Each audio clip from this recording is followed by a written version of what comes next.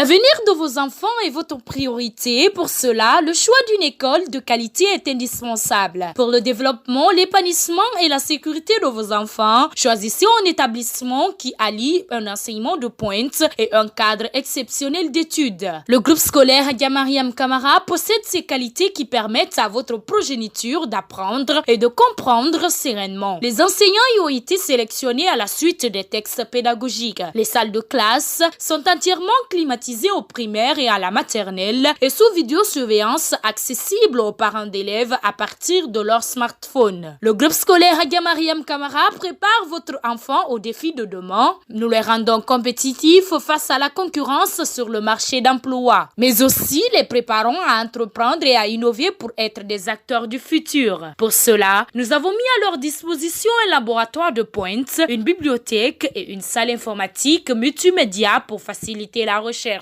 Sans oublier 2 cantines scolaires, la garderie pour enfants avec des infrastructures sportives et des espaces de divertissement, 2 bus pour assurer le transport des enfants. Le groupe scolaire Hadja Mariam Camara, 6 à Dubrika, quartier Simbaya, une opportunité pour l'éducation de vos enfants. Car au groupe scolaire Hadja Mariam Camara, notre challenge est leur avenir. Valeureuses et valeureux téléspectateurs, bonsoir. Bienvenue dans votre émission École guinéenne sur la télévision nationale, la vitrine des médias guinéens. Aujourd'hui, nous sommes au groupe scolaire Hafaka, dans la DSE de Dapompa. Alors, chers téléspectateurs, nous allons vous présenter une recette mathématicale. Il s'agit de la démonstration de la mesure d'un angle droit. Et vous savez, la plupart des professeurs ont des lacunes par rapport à cette démonstration. Pour rentrer dans les secrets de cette démonstration mathématique, Papa Alas va vous montrer ce petit secret. Suivez.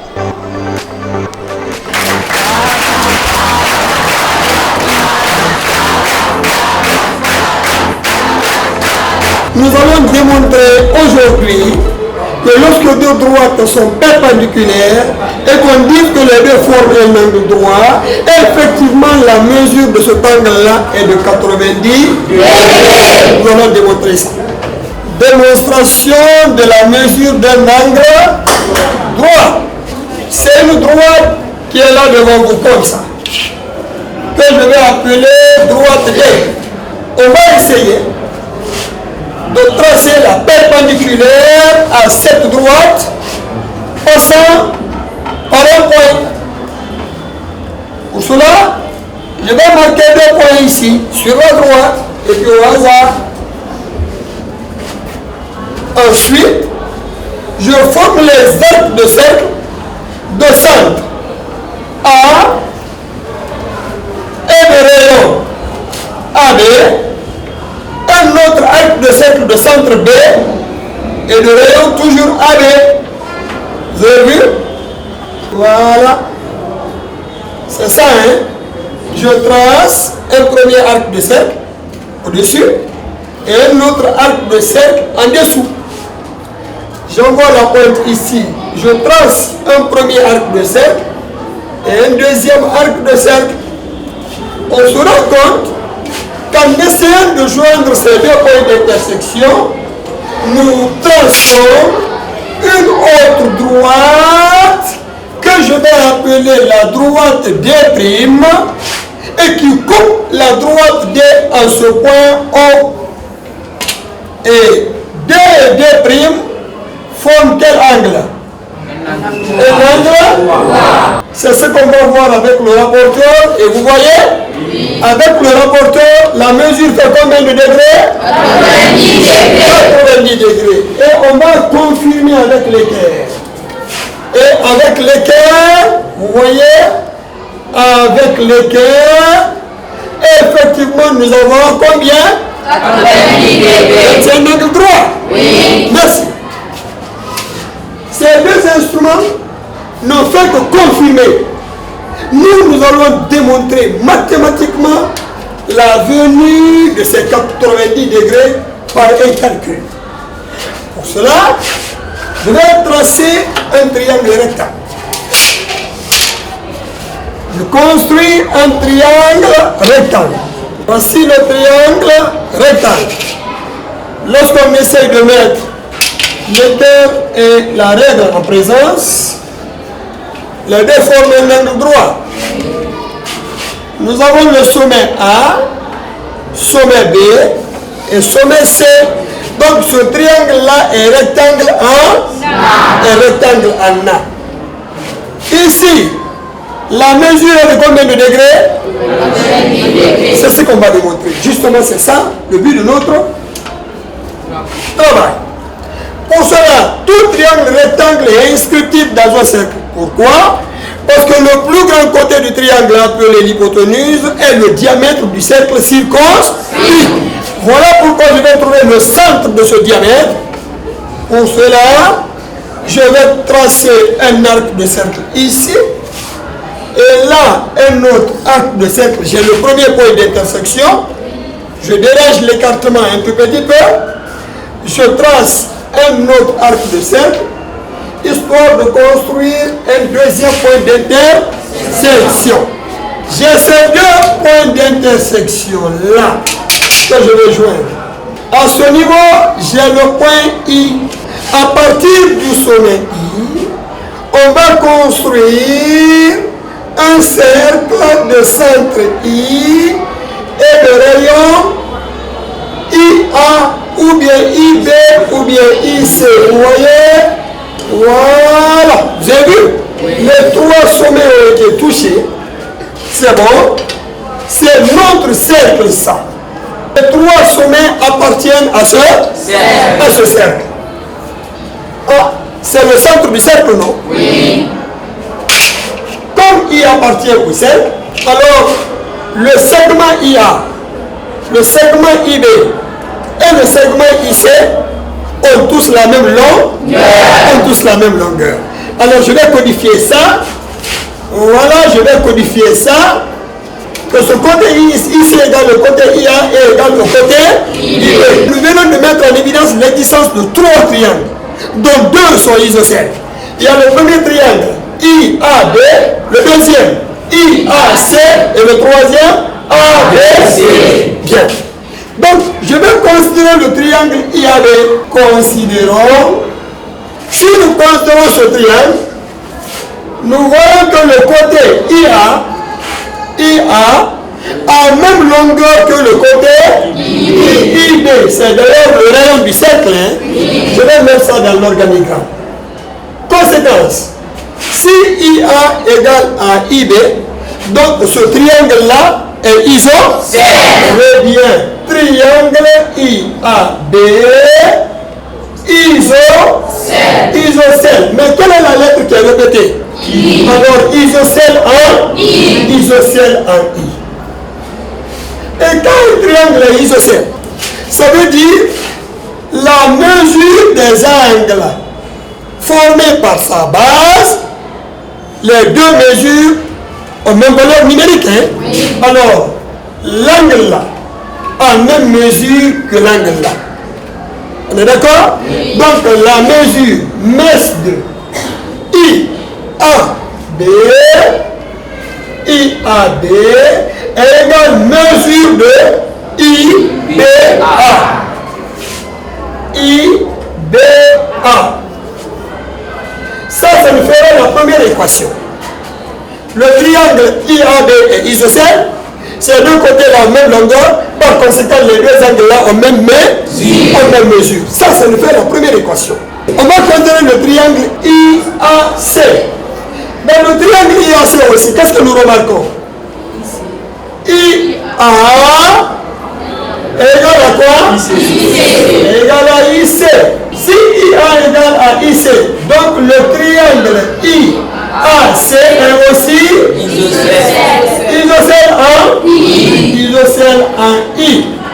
Et comme le triangle est isocèle en I, ça veut dire quoi? La mesure de l'angle IAC, c'est-à-dire la mesure de l'angle là, est égale à la mesure de l'angle ICA. Donc la mesure de l'angle IAC est égale à la mesure de l'angle ICA. Ça nous fait la deuxième équation.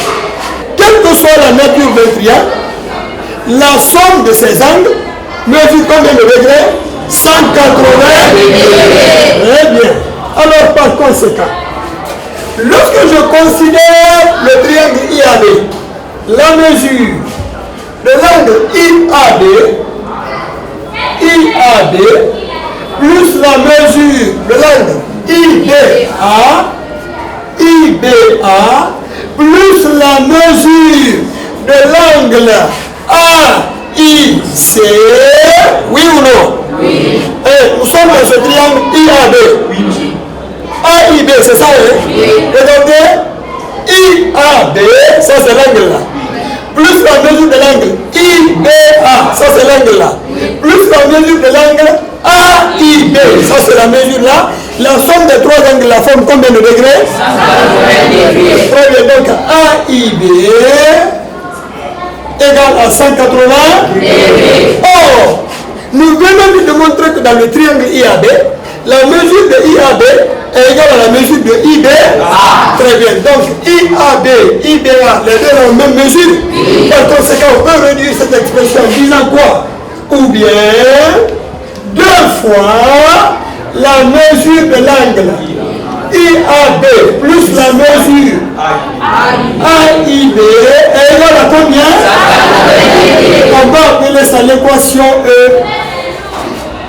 Ça c'est l'équation E. Dans le triangle IAC, là-bas aussi, la somme des mesures des angles, c'est 180 degrés. Oui. Donc nous avons IAC,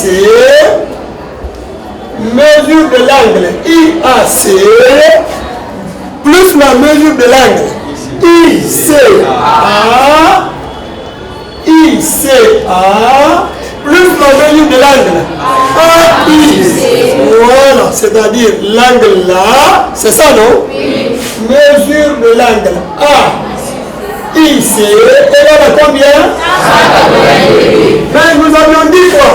Que dans le triangle IAC, les deux angles la même mesure. Oui. Par conséquent, on peut réduire l'expression là en disant ou bien 2 fois la mesure de l'angle IAC plus la mesure de l'angle égale à combien? 180 degrés. Je vais appeler l'équation E'.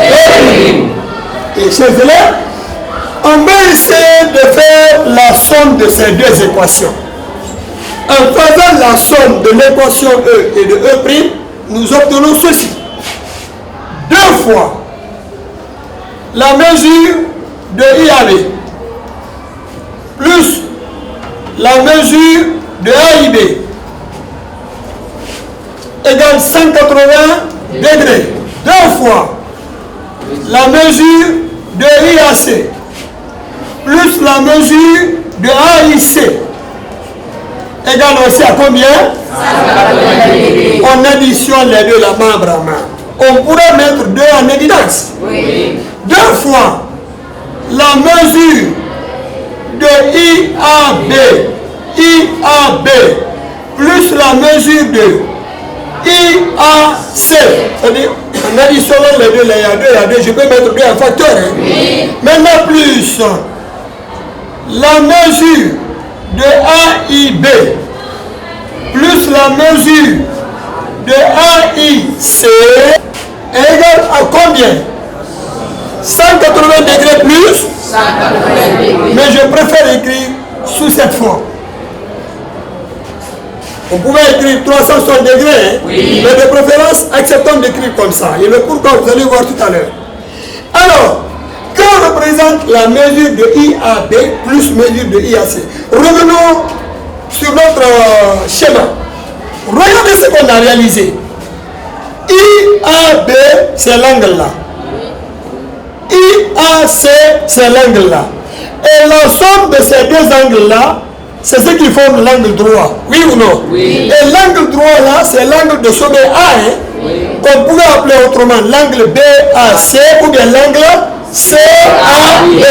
Donc, je peux dire, or, masse de IAB plus masse de IAC est égal à la mesure de l'angle de sommet A. Ou tout simplement, mesure de BAC. BAC, c'est ce que nous recherchons. Hein? Oui. La mesure là, c'est ce que nous recherchons. Par conséquent, comme la somme des deux là donne ça, que devient cette équation E seconde? Nous obtenons 2 fois la mesure de BAC plus la mesure de AIB plus mesure de AIC. Revenons encore ici. AIB, c'est l'angle là, hein? Oui. C'est l'angle là. AIC, c'est l'angle là. Hein? Oui. Et cet angle là, c'est quel angle? Ça là, c'est un angle plat. Et l'angle plat mesure combien de degrés? 180. Et l'angle plat, c'est comme ça. Regardez, ça c'est un angle aigu. Quand je l'ouvre jusqu'à ce niveau, ça devient un angle droit. Si je continue à l'ouvrir, ça devient un angle obtus. Et si je continue à l'ouvrir, ça devient un angle plat. Et l'angle plat mesure 180. Alors, chers élèves, AIB, AIC, voilà l'angle que ça forme. Ce n'est rien d'autre que l'angle plat. Donc la somme des deux là, c'est combien de degrés? 180 degrés. Et c'est ce qui va donner 180 degrés plus 180 degrés. Oui ou non? Oui. La somme des deux là, c'est la mesure de BAC. C'est-à-dire l'angle de sommet A que nous recherchons. Oui. La somme des deux là, c'est un angle plat, ça donne 180 degrés. Oui. Donc on est jusqu'à ce niveau. Et qu'est-ce que nous remarquons? En transposant 180 degrés là au second bas, ça va être l'opposé d'un des 180 degrés ici. Oui. On pourra donc simplifier les deux là. Oui. Voilà pourquoi je n'ai pas voulu mettre ici 360 degrés. Je savais qu'on allait procéder à une simplification éventuelle. Alors, le reste, on va rapporter ça ici. On a 2 fois la mesure de BAC égale à combien? Égale à 180. Très bien. L'inconnu qu'on veut rechercher a un coefficient. Et quand on tire l'inconnu, je crois que le coefficient va au dénominateur. Très bien, très bien. Mademoiselle, si nous tirons ici la mesure de BAC, quelle expression on va voir? 180 degrés divisé par 2. Ça sera 180 degrés divisé par 2. Je vais vous apprendre comment on trouve la hauteur dans un triangle quelconque à l'aide non seulement de la règle et de l'équerre, mais aussi à l'aide de la règle et du compas. Je construis ce triangle.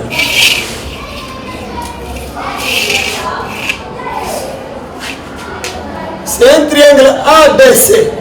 À l'aide de l'équerre, question de trouver la hauteur issue du sommet A. Et vous savez la hauteur? Disons, c'est un segment qui quitte le sommet A et qui tombe sur la base BC, mais de façon perpendiculaire. Alors, c'est de placer d'abord la règle et coller l'équerre à la règle de façon à ce que la partie graduée de l'équerre soit confondue à la base et la règle au niveau du sommet. Alors, je trace, ça me fait la hauteur, et c'est possible de tracer une autre hauteur issue de B et qui tombe sur AC. Les deux vont bouger en même temps. On remonte. Voilà. La partie graduée de l'équerre est confondue à la base. Et là, la règle est au niveau du sommet B. Je trace. Ça, c'est la hauteur BH issue du sommet B. La même chose, on va tracer la hauteur issue de C et qui tombe sur le côté AB. On remonte, on se rend compte, ça c'est la hauteur, donc ici à l'angle droit, il y a l'angle droit. Les 3 hauteurs se rencontrent ici, n'est-ce pas? Oui. Et ce point, comment on l'appelle? Comment s'appelle le point de rencontre des hauteurs? Ce point-là s'appelle point-là s'appelle ça s'appelle orthocentre. Là où les hauteurs se rencontrent dans le triangle, ça s'appelle orthocentre. Très bien. Maintenant, on va tracer la hauteur à l'aide du compas. A, B et C. Vous écartez le compas jusqu'à B par exemple. On pouvait l'écarter jusqu'à C. Maintenant, je l'écarte jusqu'à B. C'est bon? Oui. Et tout de suite, on trace. On trace. On se rend compte que l'arc qu'on a construit a coupé le côté BC en ce point K. Oui ou non? Oui. Sans déranger l'écartement du compas. Quand vous écartez le compas à la dimension d'un des côtés du triangle, jusqu'à la fin, vous n'allez pas déranger le compas. Par conséquent, vous avez le sommet B, vous avez le sommet K. Alors, vous mettez la pointe sur B, vous tracez un arc de cercle, vous envoyez la pointe au niveau de K, vous coupez ça, le premier arc de cercle de centre B, et deuxième arc de cercle de centre K. Voilà le point de rencontre qu'on a eu. Et il suffit de joindre le sommet A à ce point de rencontre. La droite qu'on va tracer va être perpendiculaire au côté BC. Dès que je trace ça à ce niveau, les deux la forment un angle droit. Et c'est bel et bien la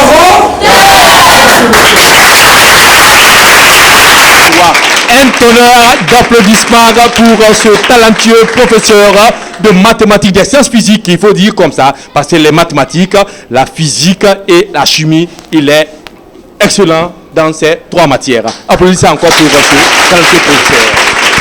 Et nos chers téléspectateurs, nous venons de voir une démonstration inédite, puisque la plupart des enseignants ont des lacunes par rapport à cette démonstration, c'est-à-dire la démonstration sur la mesure des angles droits. Et souvent, on utilise des instruments, soit l'équerre, ou bien la règle, ou bien le compas pour démontrer. Or, il faut passer par les mesures. Alors, c'est le lieu et le moment de congratuler encore ce talentueux professeur. Applaudissez encore pour ce. Alors, sans plus tarder, monsieur Alas, oui. C'est un cours qui m'a beaucoup ému. Et pourquoi ce cours? Merci beaucoup.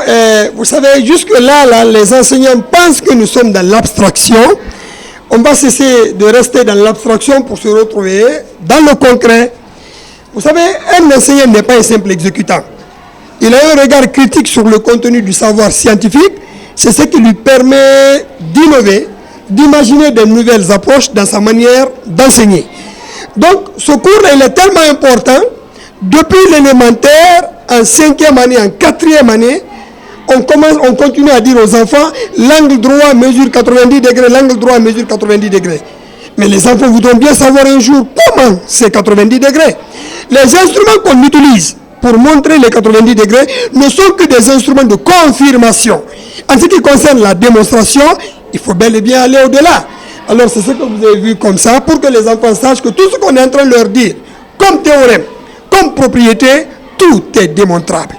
Quand on dit que deux droites forment un angle droit et que la mesure est de 90 degrés, ça c'est depuis à l'élémentaire. Donc démontrer ces propriétés, démontrer ces théorèmes, amène l'enfant à bien maîtriser le contenu de l'épreuve qu'on va lui donner à l'examen. Mais sinon la démonstration en tant que telle, ça ne vient pas, mais plutôt on se sert de la démonstration pour trouver ce qui vient à l'examen. Donc je lance un appel aux enseignants d'aller à la recherche, d'aller à l'innovation. Sinon, on ne sera jamais sur le marché, non seulement de la recherche, de l'innovation, mais aussi de la technologie. Mais quand vous parlez de l'innovation, quand vous parlez de tous ces aspects, c'est accompagné des moyens. Est-ce que ces enseignants ont les moyens financiers pour aller faire des recherches? Ou bien c'est l'État qui doit venir à un point pour les accompagner? Très bien. C'est vrai, l'État doit venir en partie, en appoint pour aider les enseignants. Mais l'État peut ne pas s'impliquer directement dans ça. C'est notre métier à nous. Nous-mêmes, nous devons aller à la recherche. Moi, j'ai cherché ça sans l'aide de personne. Toutes ces recherches que je suis en train de faire, c'est à la limite de mes moyens. Bon, qu'à cela ne tienne, hein, je demande à ce que l'État accompagne le système éducatif, pas un seul individu, mais le système éducatif, pour qu'un jour, nous puissions sortir de l'ornière. J'ai bien compris les explications. Apparemment, quand même, c'était excellent. J'ai tout compris ce qu'il y a avec nous. C'était sur les angles. Les angles. Oui. Et quand est-ce que les deux angles sont droits? Oui, c'est quand ils se racontent jamais. Ah, C'est lorsqu'ils ne se racontent jamais. Un angle droit? Oui. La mesure d'un angle droit, c'est combien? 90 degrés. J'ai compris comment démontrer qu'un angle est droit, comment tracer la hauteur à l'aide d'un compas. On a compris beaucoup de choses à l'aide de ce prof. Merci. Le cours a été bien donné par un éminent professeur. Moi-même, en tant qu'encadreur, j'ai profité à travers les démonstrations, non seulement dire que c'est pas seulement dire la mesure d'un angle droit, c'est 90 degrés. À partir des démonstrations, on peut comprendre que c'est bien vérifiable. Donc je lance un appel aux autorités de bien renforcer les cours au niveau de la géométrie, que les élèves ont beaucoup de difficultés à comprendre. La capacité quoi? La capacité des enseignants, oui, et aussi des élèves à s'intéresser dans les cours de géométrie, activités géométriques. Je commence d'abord à remercier le professeur d'avoir choisi d'abord l'école AFAC parmi tant d'écoles de cette ville Conakry, et je pense bien que c'est une mise d'école pour nous. Avec vu sa démonstration, ça nous permet non seulement les élèves mais aussi les professeurs de travailler de plus avec les instruments, de telle sorte que les élèves arrivent à s'adapter. Chers téléspectateurs, vous qui suivez l'émission École guinéenne, comme je vous le disais à l'entame de cette émission, que nous sommes dans la commune de Matoto, plus précisément à Hafaka, pour une démonstration mathématique. Merci. L'éducation, c'est la pièce maîtresse de toute formation. Merci, merci, merci. À la prochaine. Pour un autre numéro.